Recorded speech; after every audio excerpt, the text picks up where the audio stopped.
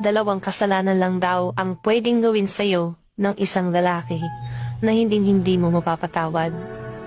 Unang kasalanan, yung lalaking sasaktan ka niya physically. Pagbubuhatan ka ng kamay o aabusuhin. Babae ka lang, sensitive at mas mahina kaysa sa lalaki.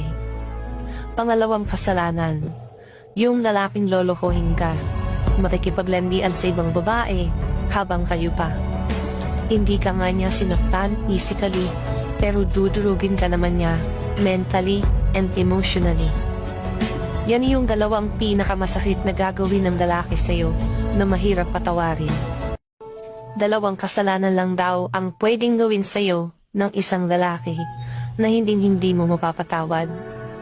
Unang kasalanan, yung lalaking sasaktan ka niya physically. Pagbubuhatan ka ng kamay o aabusuhin. Babae ka lang, sensitive at mas mahina kaysa sa lalaki.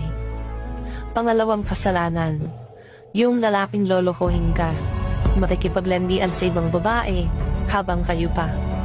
Hindi ka nga niya sinaktan physically, pero dudurugin ka naman niya mentally and emotionally.